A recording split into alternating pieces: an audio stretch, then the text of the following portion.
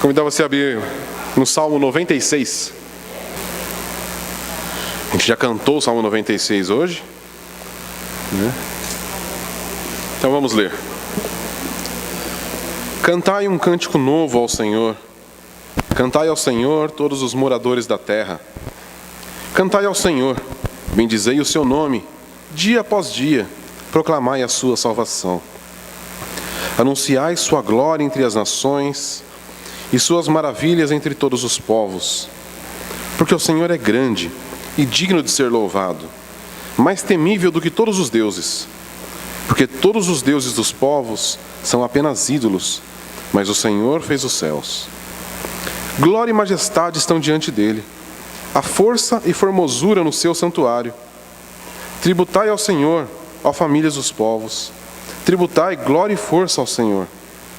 Tributai ao Senhor a glória devida ao seu nome. Trazei ofertas e entrai nos seus átrios. Adorai o Senhor na beleza da sua santidade. Tremei diante dele todos os habitantes da terra. Dizei entre as nações, o Senhor reina. Ele firmou o mundo para que não seja abalado. Ele julgará os povos com justiça. Alegrem-se os céus e regozije-se a terra. Ruja o mar e tudo que nele existe. Exulte o campo e tudo que nele há. Então todas as árvores do bosque cantarão de júbilo na presença do Senhor, porque ele vem julgar a terra e julgará o mundo com justiça e os povos com fidelidade. Amém? Senhor, esta manhã nós pedimos a Tua graça, nós pedimos que o Teu Santo Espírito possa iluminar a nossa mente, o nosso coração, para que nós possamos receber a Tua palavra, que o Senhor possa transformar a nossa mente, transformar o nosso coração, para que possamos Te servir, Te adorar e Te honrar com tudo aquilo que nós somos. No nome santo de Jesus. Amém. Muito bem. Como eu falei, é um salmo bem conhecido nosso. E é interessante como quando a gente tem um texto tão conhecido, isso não sei se acontece com vocês, mas comigo acontece sempre. Quando a gente lê um texto que a gente já conhece, principalmente boa parte dele de cor, a gente meio que passa batido por ele. Acontece com vocês também ou só comigo? Esse texto aqui, às vezes a gente abre a Bíblia, Salmo 96, esse a gente já até canta, a gente dá uma lidinha, mais ou menos, esse eu já sei. E a gente faz isso com os textos que a gente costuma ter ele mais fresco na cabeça, só que com isso a gente corre um grande risco de perder algumas coisas que o texto quer nos dizer. E, na verdade, eu tive um desafio de ministrar em cima desse salmo, por isso que eu fui estudá-lo com mais afinco, e realmente é um salmo muito interessante. E aí eu queria dividir com os irmãos aquilo que o Senhor ministrou no meu coração. A primeira coisa que é importante a gente saber é entender o contexto desse salmo. Esse salmo aqui ele não fala, se você olhar no títulozinho, não fala de quem que é. Então a gente não sabe se é de Davi, se é de Asaf, ou de qualquer outro salmista. Só que a gente tem uma dica muito boa, lá em 1 Crônicas 16. Quem lembra do episódio de 1 Crônicas 16? 1 Crônicas 16 vai narrar aquele episódio quando Davi já é rei, e ele vai levar a Arca da Aliança para Jerusalém. Vocês lembram que durante aquelas coisas, a Arca tinha ido parar com os filisteus, aí os filisteus, por causa do que a Arca proporcionou no meio do acampamento dos filisteus, a gente não quer esse negócio aqui. Aí foi parar na casa de Obed-Edom, e ficou lá por um bom tempo, e a casa de Obed-Edom foi abençoada, porque a Arca da Aliança estava lá. Mas aí Davi fala, não, a Arca da Aliança tem que ficar em Jerusalém. E aí, primeiro tem aquele episódio onde ele manda fazer um carro de bois, e que é a forma errada de se conduzir, e aí Uzá morre ali, a gente tem um episódio complicado, mas aí depois Davi, ele vai para a Escritura, e fala, não, os homens têm que carregar nos ombros a arca, e aí vem da forma correta, e Davi vem à frente da arca dançando, lembra desse episódio? Inclusive Mical fala, como você faz um negócio desse? E ele fala, muito mais desprezível me farei pelo meu Senhor. Porque era a volta da Arca da Aliança para o meio do povo de Deus. E aí a gente sabe que nesse episódio, lá de 1 Crônicas 16, foi quando Davi estipulou o canto constante no tabernáculo.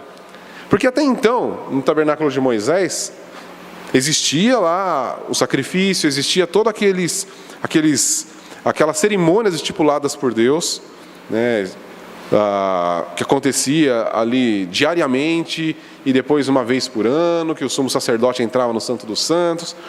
Só que não existia o canto. Isso foi uma coisa estipulada por Davi. Né, Davi, ele ordenou, né, se a gente olhar lá em 1 Crônicas 16, vai ver que ele chama Asaf e a sua família e fala: agora vocês vão ministrar diante do Senhor constantemente agora no tabernáculo. Né, então, esse é chamado tabernáculo de Davi, né, exatamente por causa dessa questão.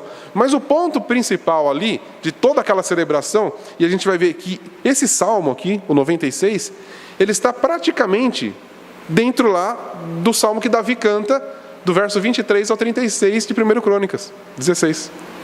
Com algumas modificações que a gente entende que posteriormente pegaram isso que Davi cantou lá naquele episódio, fizeram pequenas adaptações e inseriram dentro do saltério, que era utilizado para os cultos e para a adoração do povo de Israel.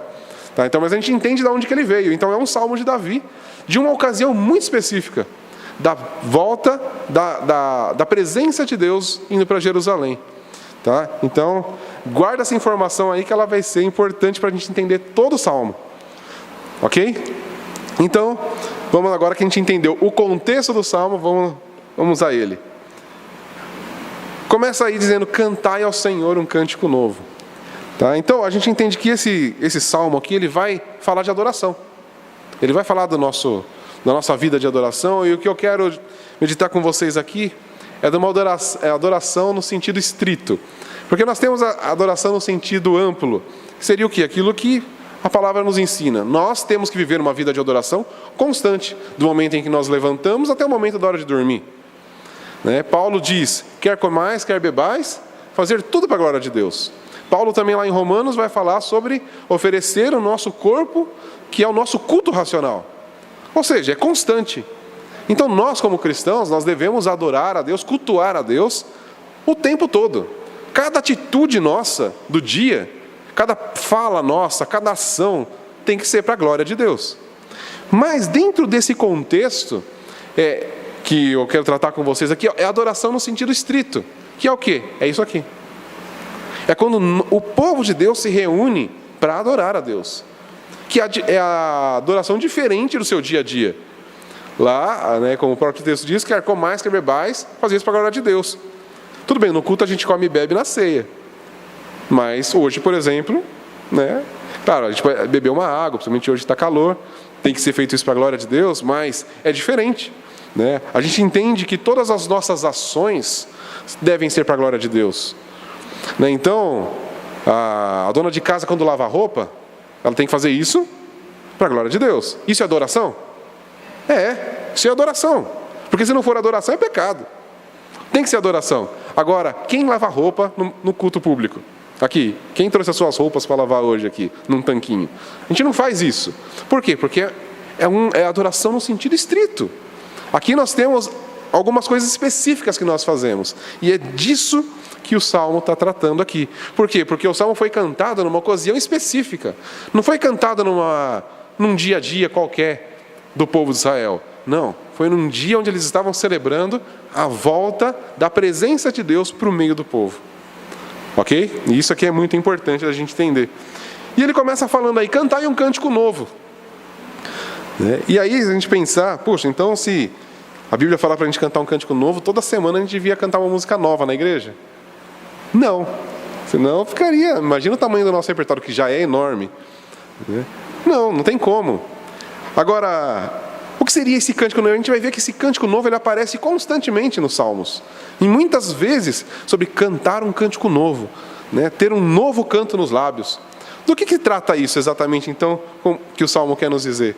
A questão do cântico novo não é uma música nova, inédita, mas é o canto que brota de um coração novo. Nós, né? E é só a gente pensar, existe um canto que brota do coração de qualquer pessoa. E se a gente fizer até uma análise, ontem mesmo eu conversava com a Lu sobre isso, pensando em algumas letras de música, que toca por aí, que se você ligar a rádio, televisão, você vai ouvir alguma música. E nem todas têm alguma coisa que hoje em dia está complicado, né? As musiquinhas hoje estão bem difíceis de ouvir. Mas você vai ouvir músicas lá falando sobre assuntos diversos. Só que se você parar para prestar atenção, você vai ver que é um clamor de alguém que deseja alguma coisa. É ou não é? Várias músicas populares, se você pegar, você vai perceber lá, ele pode estar falando de qualquer assunto. Ele vai falar de um amor perdido, ele vai falar das saudades que ele tem de algum tempo que se passou, ele vai falar dos desejos que tem sobre alguma coisa, e sempre vai mostrar essa carência do homem de que eu preciso de alguma coisa. Algo para preencher o meu coração. Agora, nós que fomos resgatados, a gente não tem mais esse anseio de achar algo que nós estamos em busca de alguma coisa que eu não sei o que é. Não, nós já encontramos. Né? É o que na parábola da pérola, lembra que Jesus fala? Quando aquele mercador acha a pérola, agora eu posso vender tudo que eu tenho, porque eu achei a pérola. Né? E ontem mesmo ainda conversava com a Lu sobre uma frase de um filme que eu assisti há muito tempo. E um personagem do filme lá fala, existe esperança, e a esperança que ele está falando é aquele anseio de encontrar alguma coisa, só para quem não encontrou a graça. E essa é a grande verdade. Quando nós encontramos a graça, você para de esperar alguma coisa. Né? A única coisa que a gente espera é a volta do nosso Senhor. Mas a gente não fica naquela busca para preencher alguma coisa, porque encontramos a graça. E é disso que o salmista está falando. O cântico novo é o canto novo, de alguém que é novo, de alguém que é uma nova criatura. Então a gente não canta mais sobre anseios. Puxa, como eu gostaria de ter alguma coisa que preenche meu coração. Não, eu vou cantar sobre aquilo que já preencheu meu coração. Então, por isso que as músicas que nós cantamos aqui na igreja, é sobre o quê? É sobre Ele. A gente não vai cantar, né? E existem algumas músicas aí, gospels, né? Que fala do quê? Se você olhar a letra, vai falar porque eu quero, me abençoe, faça isso por mim, porque eu. É ou não é? Já ouviu algumas músicas assim? Então, isso parece que não é um cântico novo. Isso é o coração normal do homem. Eu quero, eu preciso disso, eu quero. Não, quando a gente se reúne para adorar o Senhor, o negócio é sobre Ele. É sobre aquele que mudou todas as coisas. Então eu vou cantar um cântico novo. Não é o cântico do velho homem, é o cântico do novo homem. Daquele homem restaurado, regenerado, recriado em Cristo Jesus. Amém? E aí o salmista mais uma vez ele fala, cantai ao Senhor todos os moradores da terra. E isso aqui é muito interessante.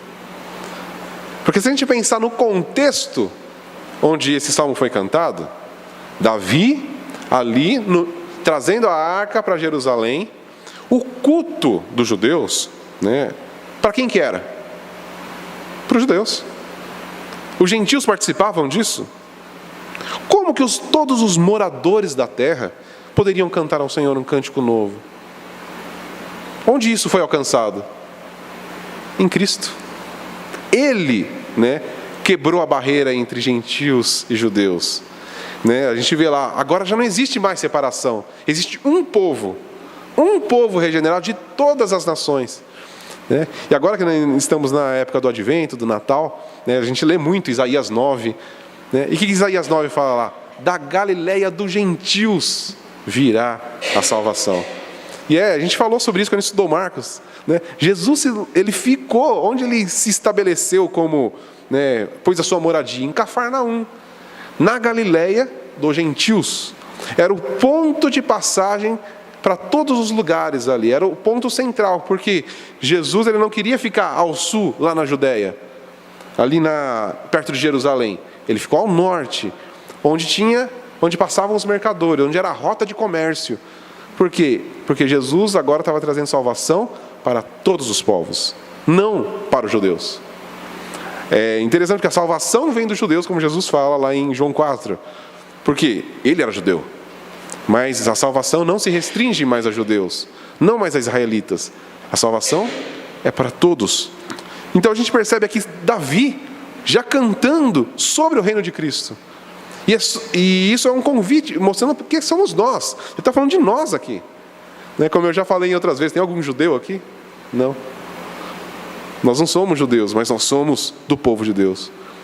Porque em Cristo nós somos resgatados, nós somos comprados. Amém?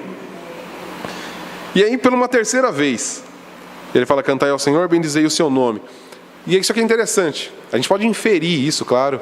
A gente não pode falar que o texto está dizendo isso, mas a gente pode entender. Porque várias vezes, 3 vezes são sempre apresentadas: cantai ao Senhor, cantai ao Senhor, cantai ao Senhor. Isso nos lembra do quê? Trindade. Deus Pai, Deus Filho, Deus Espírito Santo. A gente vai ver que muitas vezes nas Escrituras o 3 aparece. Cantai ao Senhor, cantai ao Senhor, cantai ao Senhor. Santo, santo, santo. Né? Sempre remetendo à Trindade. A gente entende que no Antigo Testamento a Trindade não estava explicada aqui. Davi não sabia da Trindade. Nós sabemos, por causa que Cristo apresentou isso para a gente. Davi não, mas ele já, inspirado pelo Espírito Santo, ele escreveu dessa maneira: cantai ao Senhor, cantai ao Senhor, cantai ao Senhor. Isso nos mostra que a nossa adoração ela deve ser trinitária. Nós temos que, quando nos reunirmos aqui, adorar Deus Pai, Deus Filho e Deus Espírito Santo, entendendo a ação dos 3 na nossa salvação, entendendo a ação dos 3 no nosso dia a dia, a ação dos 3 na igreja. Deus Pai que nos elegeu, o Filho que nos resgatou, e o Espírito Santo que nos conduz a Cristo. E o Espírito Santo que atua na igreja. Então, é isso que nós temos que ter em mente quando nós nos reunimos: adorar o Deus Trino. Amém? Em muitas igrejas se perde a noção: ou você adora só o Deus Pai, ou você adora só Jesus, ou só o Espírito Santo. Né? Existe aquela ideia de que não, Deus, o Pai é muito, muito grande, não dá para falar com Ele. Então a gente fala com Jesus, que é mais próximo. Né? Ou então algumas igrejas que dão ordens a Jesus e ao Espírito Santo, que piora toda a situação. Né? Não, aqui fala sobre adorar. Não fala sobre ordenar. Não fala sobre mandar. É sobre adorar, cantar a Ele. Tá? Então é uma adoração trinitária. E aí fala: bendizei o seu nome, dia após dia, proclamai a sua salvação. E eu acho que esse é o ponto central aqui que eu entendo desse texto. Né? Sobre o que nós vamos cantar? Qual é o centro da nossa adoração? O nome do Senhor e a sua salvação. Proclamar a sua salvação. Né? Toda vez que a gente se reúne, e é interessante porque quando a gente participa da ceia do Senhor, né? O que a gente está proclamando, que Paulo fala lá? Estamos proclamando a sua morte, até que Ele venha. Né? E o que é a morte de Cristo? É a nossa salvação. Se Cristo não tivesse morrido na cruz, não tinha salvação. Então quando nós nos reunimos aqui, nós celebramos o quê? A morte de Cristo, a nossa salvação. Por isso que nós cantamos sobre a cruz. Por isso que a cruz sempre está sendo citada. Né? Eu acho que se vocês entrarem um dia aqui na nossa reunião, e a cruz não for citada em momento algum da reunião, procure a gente e falar: vocês estão com problema. Tá? Pode falar, pode procurar e falar: ó, eu acho que vocês estão perdendo o foco do que é a igreja, porque a cruz não foi citada hoje. A cruz tem que ser sempre citada. O nome de Jesus tem que ser sempre citado.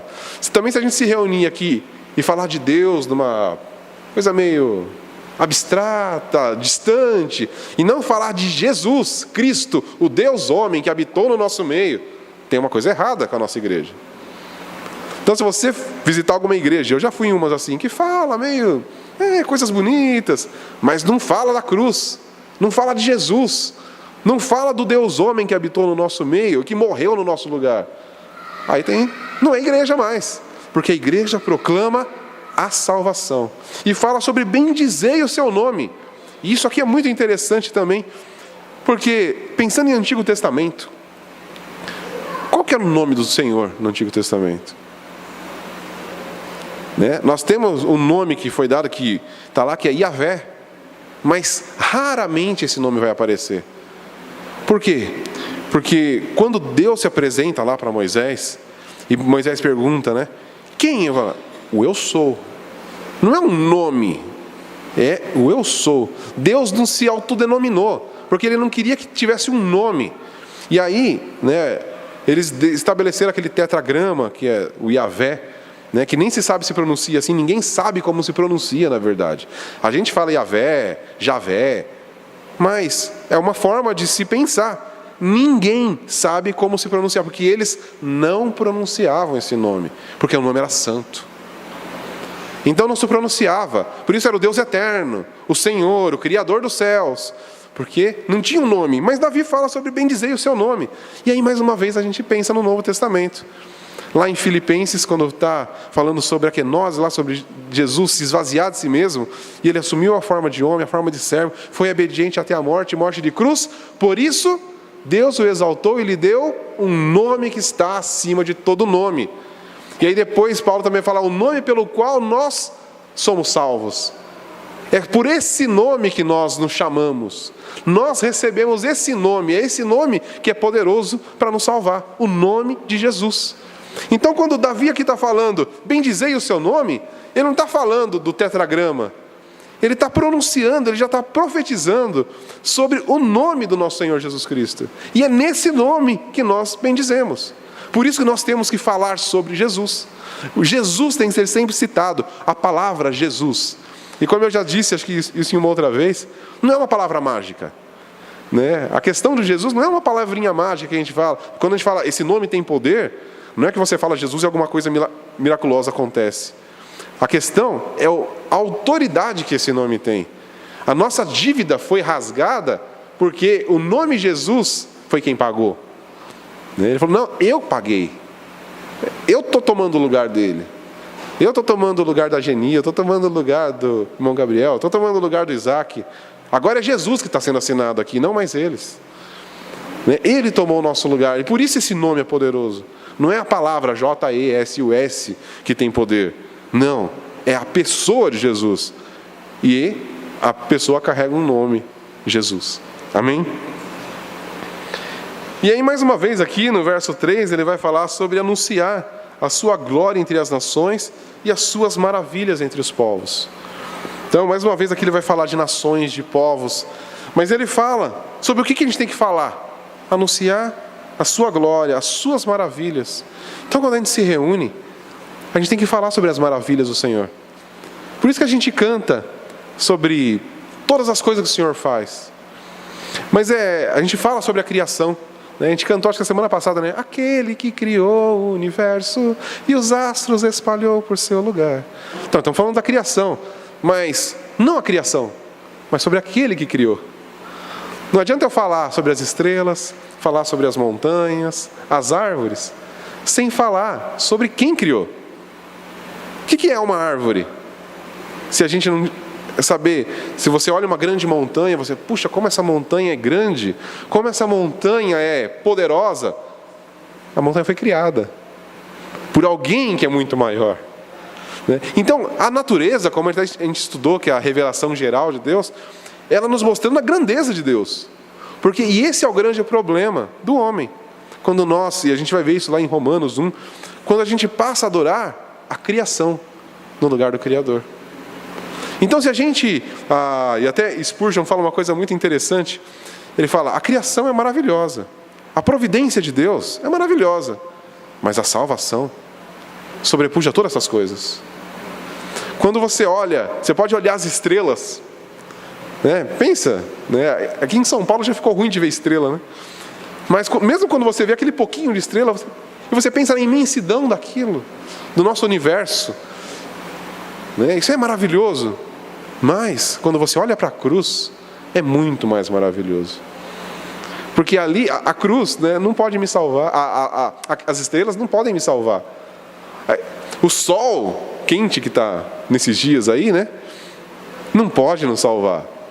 Ele é poderoso lá, o sol. Quem pode resistir ao sol? Né? A gente passa protetor solar, você procura uma sombra, porque você quer fugir do sol. Mas, e a cruz? E o brilho do próprio Senhor? Se a gente lembrar lá de Apocalipse 20, o sol não vai estar lá mais.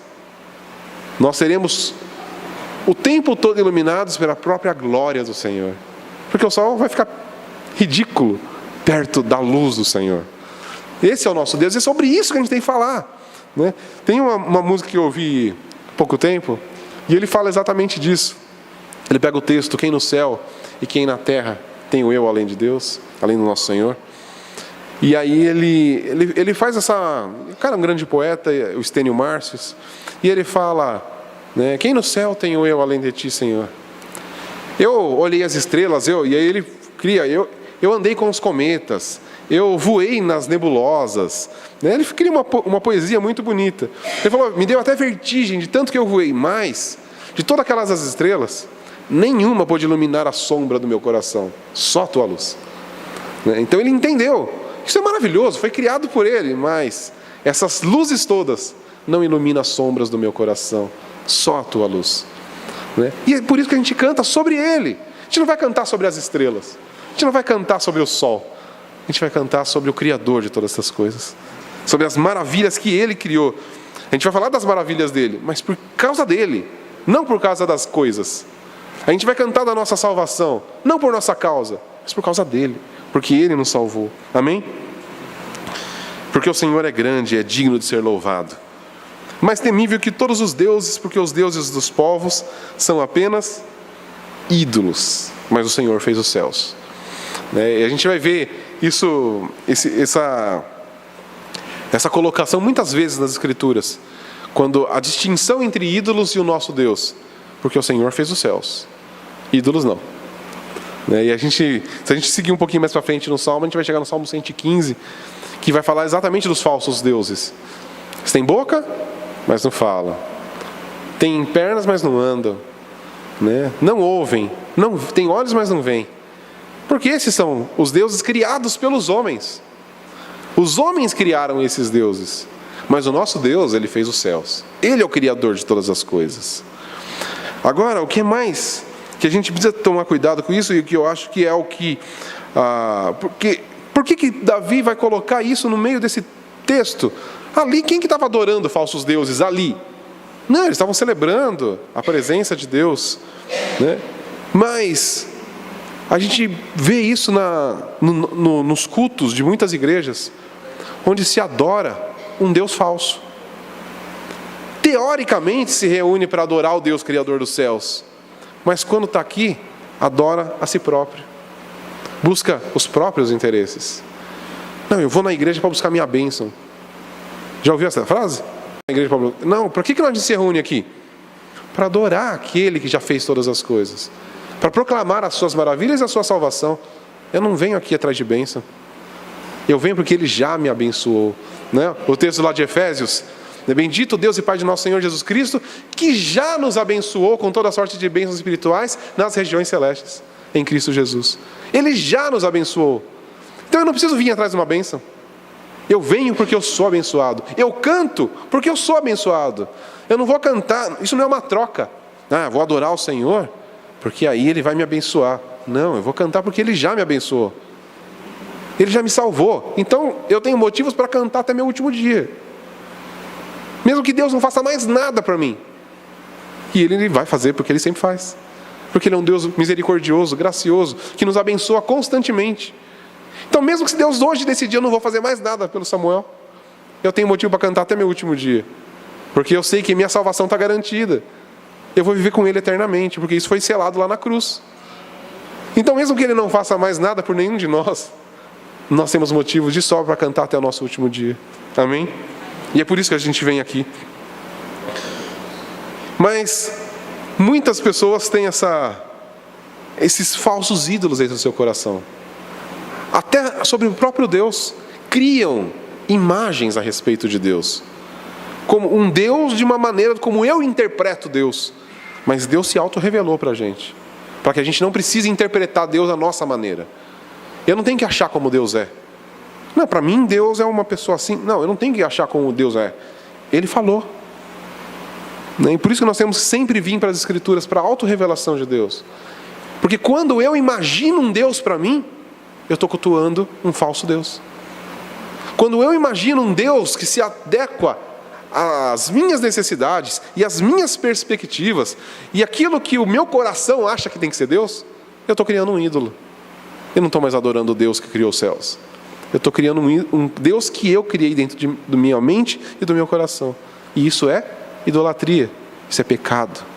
Isso está lá dentro dos 10 mandamentos. Então, para a gente ver como isso é sério.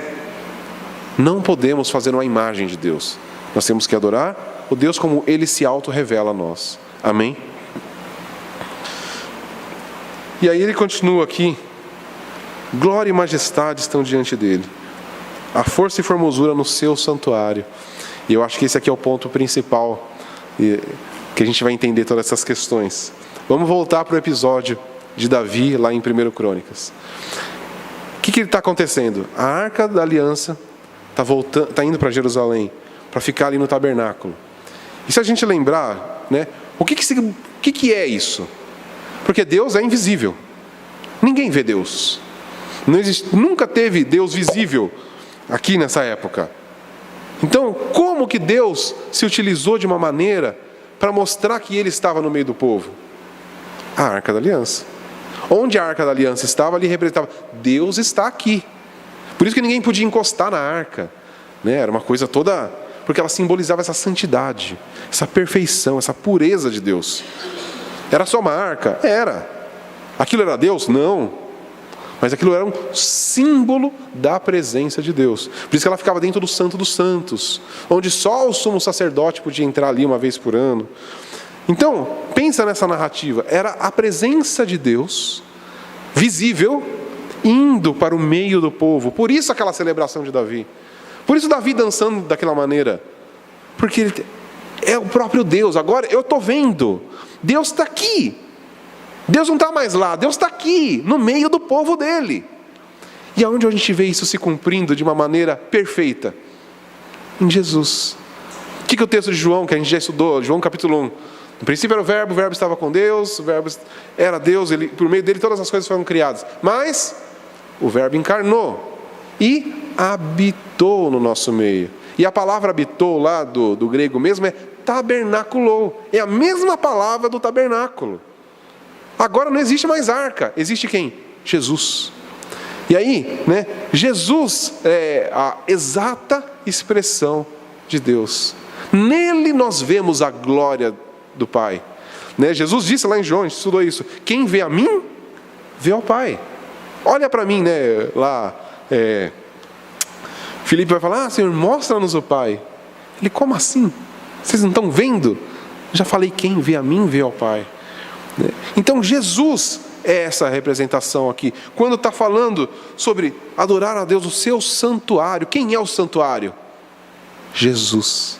Ele é o templo, Ele é a arca, Ele é a presença de Deus. Ele desceu na nossa realidade, Ele entrou na nossa história.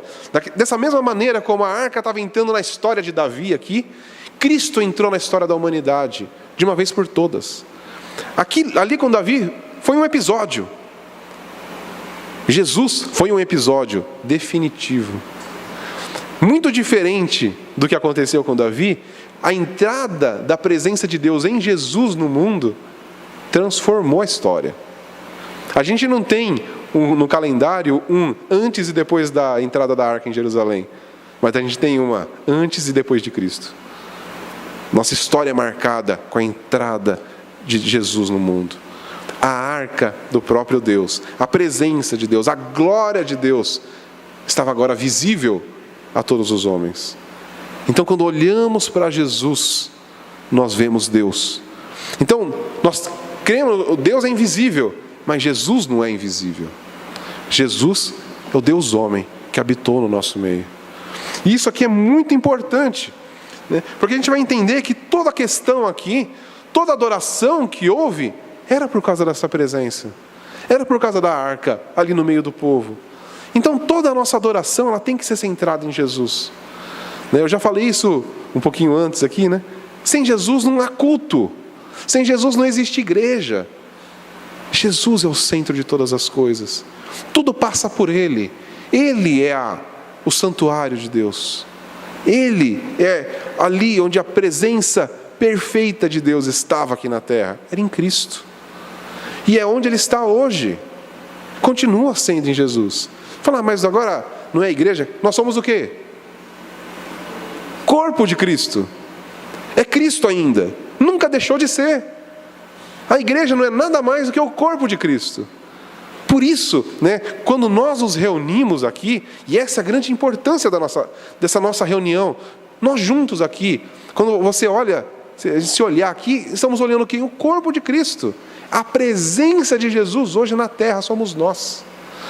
E o Espírito Santo habita no nosso meio. Da mesma maneira como ele habitava Jesus Cristo, todas as coisas, o texto diz lá que Jesus fez tudo pelo Espírito Santo, por estar cheio do Espírito Santo. A igreja hoje está cheia do Espírito Santo. Ela é o corpo de Cristo que continua fazendo as obras de Cristo na terra. E por isso essa celebração nossa é tão importante. Porque é a celebração da presença de Jesus na terra hoje. Somos nós. Nós temos que ter essa percepção. Nós somos apenas humanos. Mas quando Deus ele olha e ele vê a igreja. E quando ele vê a igreja, ele vê Cristo na terra. Ele vê a arca passeando pela terra. É a igreja dele. A igreja dele espalhada por todos os lugares. Todos os moradores da terra. Hoje, a arca da aliança, então, não está numa cidade. Hoje, a presença de Deus está espalhada pelo mundo. Em todos os lugares do mundo, você vai encontrar a igreja do Senhor Jesus. Isso é maravilhoso. É por isso que todas as nações, né, anunciaram a sua glória entre as nações. Hoje, em qualquer nação que você visite, você vai encontrar alguém lá. Um servo do Senhor, alguém resgatado, uma nova criatura, né? E isso é maravilhoso, porque agora não está num lugar só, está em todos os lugares, em todas as épocas da história. Nós temos aí mais de 2000 anos da história da igreja, e a gente vê a igreja se espalhando. A gente vê muita coisa ruim acontecendo também. Nós temos aí podemos já chamar de pseudo-igreja, mas sempre teve. A grande questão é que existe uma igreja santa, imaculada, irrepreensível, resgatada pelo Senhor. E essa ninguém pode destruir. Essa ninguém vai acabar com ela. Essa todo mundo pode fazer o que for. Ela vai continuar intacta. Porque ela é o corpo de Cristo. E no corpo de Cristo ninguém pode fazer o que quiser. Os homens podem inventar igrejas, mas eles não podem bagunçar o corpo de Cristo. Isso ninguém bagunça. Porque o corpo de Cristo é intocável. Porque é o próprio Cristo. Né? Nós podemos ser perseguidos, como Jesus falou que a gente vai ser. Mas ele não... Ninguém. E aí a gente lembra lá do texto de Paulo. Nem a morte, nem a vida, nem potestades, nem o presente, nem o porvir. Nada pode nos separar do amor de Deus. Que é o que? A nossa salvação. O que pode separar a igreja de Deus hoje? Nada. Nada. Então, se existe uma igreja separada, é porque não é igreja. Se existe uma igreja distante de Deus hoje, não é igreja. A igreja de Deus está sempre com Deus. Porque nada pode separar. Nada pode quebrar a conexão com Deus. Porque essa conexão é do próprio Deus. Ele criou. Só Ele pode quebrar. Só que Ele falou que Ele não vai quebrar. Ele já nos prometeu isso. E Ele é fiel para cumprir a sua aliança até o fim. Amém? Continuando aqui. E aí fala aqui da glória e da majestade que estão diante dele. E aí, como a gente viu, né? Vimos a sua glória. Toda a majestade estava nele. E agora, isso eu acho lindo ainda. A força e formosura. E aí, mais para frente aqui, ele vai falar no verso 9: adorai o Senhor na beleza da sua santidade. E aí a gente pode entender. A gente faz uma... É interessante pensar nisso, que Isaías, lá em Isaías 53, falando sobre Jesus, o que ele diz sobre Jesus? Nele não havia beleza, não havia formosura, nada que atraísse o olhar de alguém. Esse era o nosso Cristo, né? Então, Cristo andando sobre a terra, não existia beleza física, não existia formosura, não existia nada que pudesse atrair alguém e falar: puxa, olha como ele é bonito. Ele era uma pessoa simples, né? E a gente talvez entenda nisso um olhar que não era belo, era um olhar sereno, porque era o próprio Deus que foi até a morte sem pronunciar uma única palavra. Mas não era um olhar bonito. Jesus não era um modelo, né? Ninguém ia querer fotografar Jesus, né? Não, porque não via a beleza. Agora, Jesus disse: quando eu for levantado, eu atrairei todos. Onde está a beleza do nosso Senhor? Na cruz do Calvário. Porque ali estava aquele homem, né, que é uma ironia, quando Pilatos aparece: eis o homem. E Jesus já não era mais homem, ele estava em carne viva ali. Então quem olhasse para a cruz, não ia ver beleza alguma na cruz. Era ali o quê? Um homem desfigurado, todo ensanguentado, com seu corpo rasgado.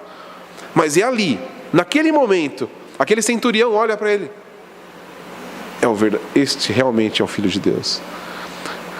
Percebe? Parece uma antítese. Como que ali um homem completamente desfigurado, morto, com todo o seu sangue vertido na cruz do Calvário, alguém podia dizer: verdadeiramente este é o Filho de Deus? Porque ali agora havia beleza, não uma beleza externa, mas uma beleza da própria obra do Senhor. O Deus santo, perfeito, inocente, justo, estava morrendo ali naquela cruz. E quando a gente olha para a cruz, a gente vê o quê? A santidade do nosso Senhor. Por isso a beleza, a formosura, a santidade ali. Nosso Cristo é santo, e é isso que a gente adora.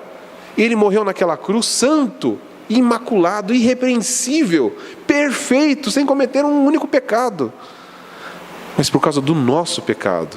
E essa é a grande beleza que a gente vê em Jesus. Não uma aparência bonita, porque Jesus não está preocupado com a aparência. Jesus está preocupado com a essência. Ele é santo, Ele é perfeito. Então, e Ele diz que Ele olha para a gente, e Ele vê o quê?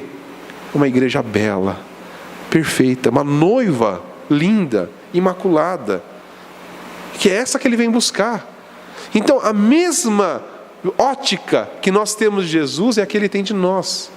Nós olhamos para nós e nós vemos o quê? Seres humanos imperfeitos, corruptos, pecadores.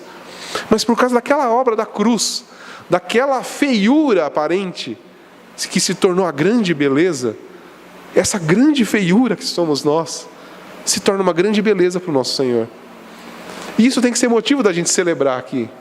Quando a gente se reúne, é a gente se olhar e se ver como pecadores horrendos, mas ao mesmo tempo, uma igreja linda e perfeita, comprada pelo precioso sangue de Cristo, que agora nós não somos mais vistos como pecadores, feios, separados, mas uma igreja linda e perfeita, comprada pelo sangue do precioso Cordeiro. E é esse o motivo de nós celebrarmos.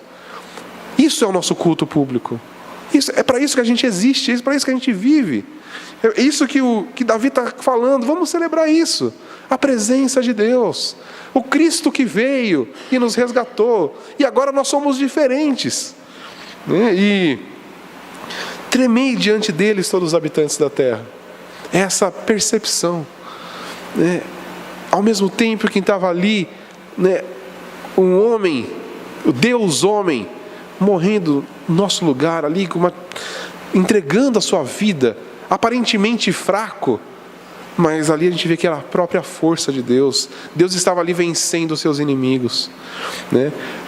Paulo vai falar que na cruz do Calvário ele fez um desfile, puxando os seus inimigos, fazendo deles uma comédia pública ali, para que todos pudessem debochar daqueles inimigos. Então, quando você pensa na cruz, parece uma coisa tão estranha. E por isso a cruz é loucura para nós, porque ela é uma antítese. Ela é uma coisa horrenda. A maldita cruz é a bela cruz, que ali o nosso Salvador concedeu-nos a salvação.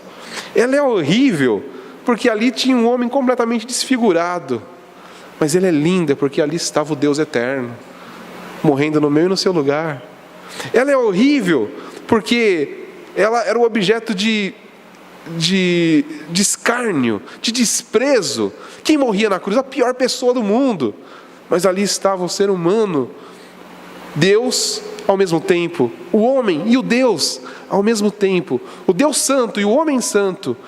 Não, o homem na pele fraca, mas com toda a eternidade de Deus dentro ali daquele homem, por nós, para que hoje nós não fôssemos mais desprezados, não pelos homens, por Deus. A cruz continua sendo desprezada pelo mundo, mas para Deus, Deus olhando a cruz, aquilo não era motivo de desprezo, aquilo era o plano de Deus se cumprindo. Ali era o resgate da igreja do Senhor. Por isso nós temos que celebrar a cruz, nós temos que celebrar essa obra de Deus. Então a gente está aqui meditando num salmo do Antigo Testamento, né? E olhando para a cruz, porque é exatamente isso que importa, né? E aí no verso 8 ele fala: tributai ao Senhor a glória devida ao seu nome. Isso nos traz o quê? Esse senso de que agora, né, e voltando um pouquinho mais do que eu falei antes, tantas pessoas que chegam na igreja para alcançar a bênção, como se Deus estivesse devendo alguma coisa para a gente. Aqui fala, tributai. O que é o tributo? É aquilo que a gente deve para alguém, né? A gente paga os nossos impostos, os nossos tributos. Por quê? A gente tem opção? Não. A gente deve isso. Você nasceu, pronto, você passou a dever, né? E é exatamente essa questão. Nós nascemos em Cristo. Pronto, estamos devendo, já era. Só que é uma dívida que a gente não pode pagar.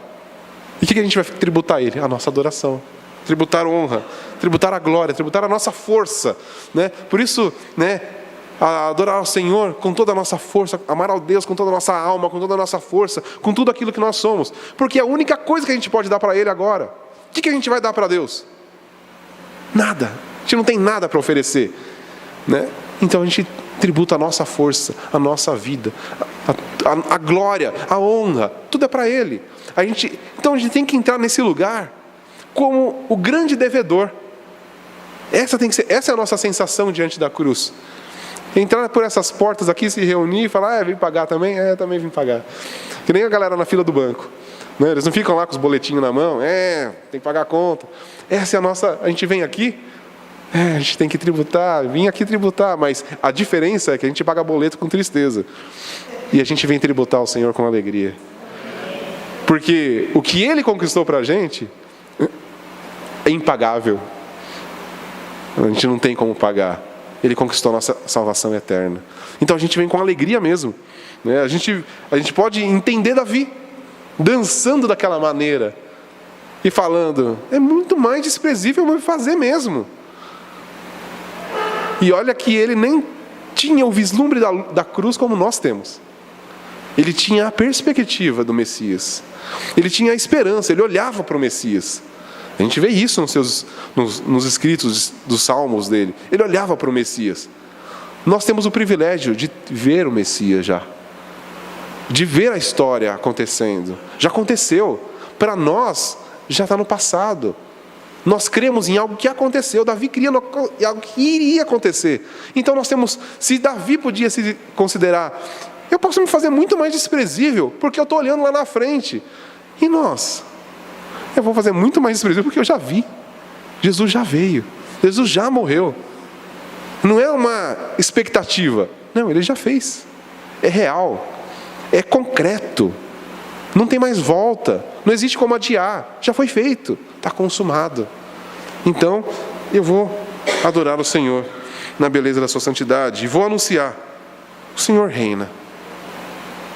E só para a gente concluir aqui, não dá para a gente fazer o salmo inteiro, né? Mas a partir do verso 10 aqui: o Senhor reina, e Ele julgará os povos com justiça. Então aqui já vem a próxima etapa, a volta do nosso Senhor. Ele reina. A Bíblia diz que Ele reina, Ele está sentado à direita de Deus Pai, e Ele governa sobre todas as coisas, né? Por isso Deus deu o nome que está acima de todo nome, ao qual todo joelho vai se dobrar e vai confessar: Jesus Cristo é o Senhor.